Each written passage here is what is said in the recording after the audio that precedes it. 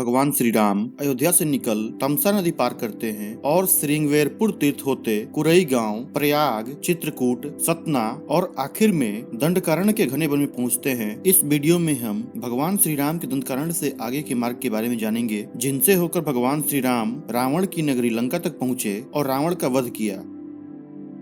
दंडकारण्य के बाद भगवान श्री राम पंचवटी पहुंचते हैं। पंचवटी के क्षेत्र में महान तपस्वी अगस्त्य मुनि का आश्रम था। यह आश्रम वर्तमान समय के नासिक में पंचवटी क्षेत्र में स्थित है, जो गोदावरी नदी के तट पर बसा हुआ है। इसी स्थान पर श्री लक्ष्मण ने सुपर्णखा की नाक काटी थी। साथ ही श्री राम और लक्ष्मण ने खर और दूषण का वध किया था और श्री राम की मैत्री गिद्धराज जटायु से हुई थी।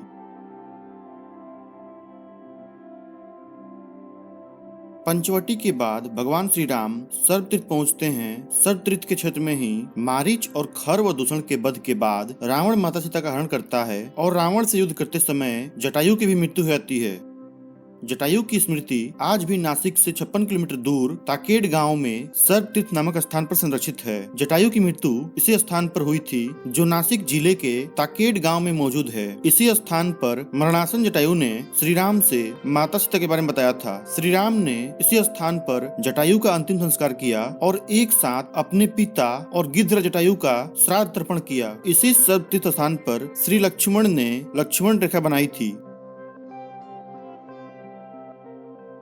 सर्वतीर्थ के बाद भगवान श्री राम, लक्ष्मण और माता सीता ने आगे वन में प्रस्थान किया और पर्णशाला नामक स्थान पर उन्होंने अपनी कुटिया बनाई। पर्णशाला वर्तमान में आंध्र प्रदेश के खम्माम जिले में भद्रचालम स्थान पर माना गया है। पर्णशाला को पंचशाला भी कहा गया है। यह स्थान गोदावरी नदी के तट पर स्थित है। मान्यता यह है कि इसी स्थान से रावण ने माता सीता का हरण किया था। हालांकि ऐसी भी मान्यता है कि इस स्थान पर रावण ने अपनी पुष्पक विमान उतारी थी और इसी स्थान से रावण ने माता सीता को पुष्पक विमान में बैठाया था। अर्थात यहीं से सीता माता ने भारत की धरती छोड़ दी थी, जिस वजह से इस स्थान को वास्तविक हरण स्थल भी माना गया है। वर्तमान समय में यहाँ पर श्री राम और माता सीता का एक प्राचीन मंदिर है।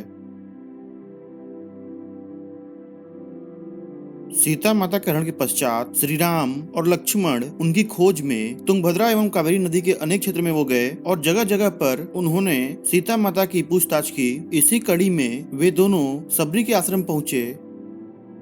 सबरी जाति से भिल्ली थी और उनका नाम श्रवणा था। पंपा तुंगभद्रा नदी का ही पुराना नाम है और इसी नदी के किनारे पर हम्पी शहर बसा हुआ है। पौराणिक ग्रंथ रामायण में हम्पी का उल्लेख बानर राज किष्किंधा की राजधानी के तौर पर किया गया है। केरल में स्थित प्रसिद्ध सबरीमलय मंदिर इसी पंपा नदी के तट पर स्थित है। इस मार्ग में वे जटायु और कबंध से मिलते हुए ऋषिमुख पर्वत पहुंचे।